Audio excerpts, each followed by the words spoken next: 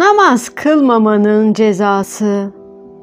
Müslüman kardeşim, namazları vaktinde kılmanın sevabı çok olduğu gibi, namazlarını kılmayan, namaz vakitlerini aldırmayan, namazlarını ihmal eden, 5 vakit namazını kılmayan Müslümanların cezaları da çok ağır ve şiddetli, pek çetin olacağını ayet ve hadis-i şeriflerden öğreniyoruz.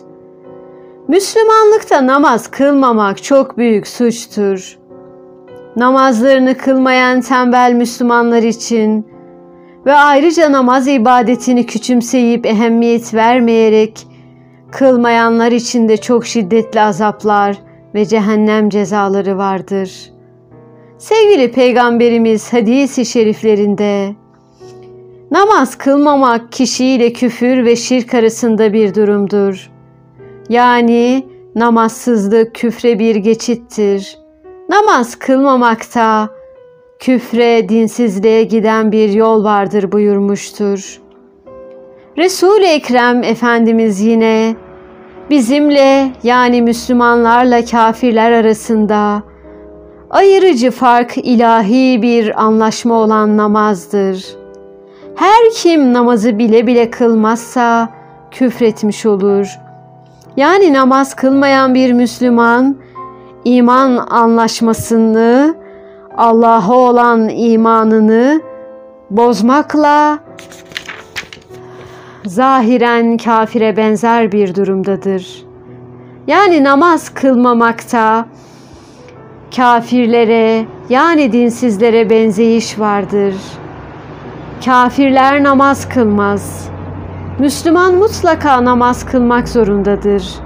Müslüman demek Allah'a iman eden kimse demektir. İmanın alameti ise namazdır.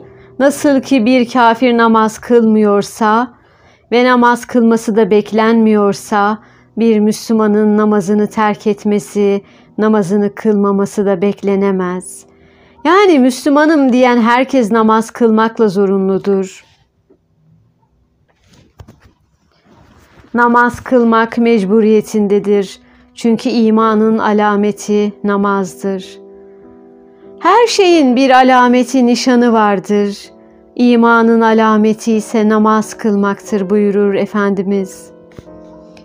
Demek ki bir adamın iman sahibi ve Müslüman olduğunu anlayabilmek için o adamın namaz kılması şarttır. Namaz kılmak, iman sahibi olmanın en büyük alameti demektir. Namazsızlık, bir yerde küfre benzemektir. Namaz kılmamak, dinsizliğe doğru gitmek demektir. Namaz kılmamanın dünyadaki cezası budur. Ayrıca ahiretteki cezasını yine hadis-i şeriften öğreniyoruz. Bir namazı özürsüz olarak vakti çıkıncaya kadar bırakan bir kimseye cehennemde 80 sene azap olunur buyurulmuştur. Din kardeşim, namazlarını terk eden kimseler için daha birçok tehditler mevcuttur. Ama şimdilik sadece bunu söylüyorum. Namaz kılmamanın dünyada ve ukbada, ahirette cezası gayet ağırdır. Müslümanlıkta namazı bırakmak, hastalar nasıl namaz kılar diye soracak olursanız, kudreti olmayan hasta oturarak, oturmaya kudreti olmayan yatarak, yatarak da gücü yetmeyen işaretle, ima ile kılması emir ve tavsiye edilir. Hiçbir özrü yokken sapasağlam bir Müslümanın namazlarını kılmaması elbette ki cezasız kalmayacaktır. Namazı terk etmek birkaç türlü olur. Ömrü boyunca 5 vakit namazı kılmayıp sadece cuma, teravih, bayram namazları ile iktifa edip yetinmek şeklidir.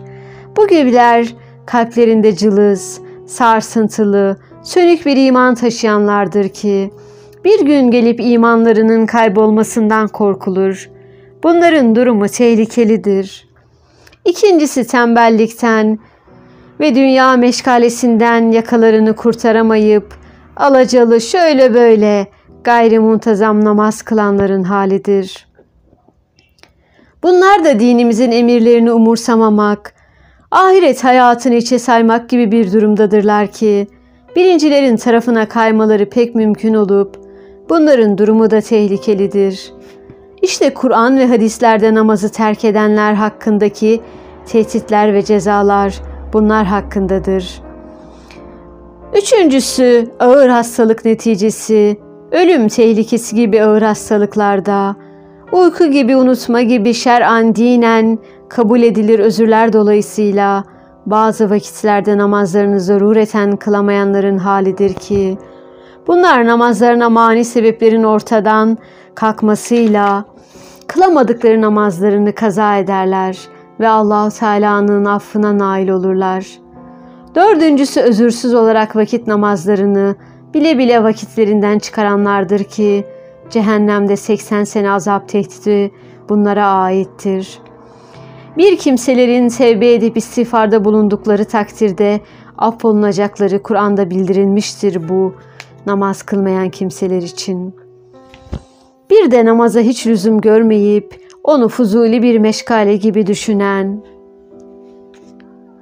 ve namazın semtine yaklaşmayanlar var ki, bunların iman ile bağları kesildiğinden mevzumuzla alakalı değildir diyebiliriz.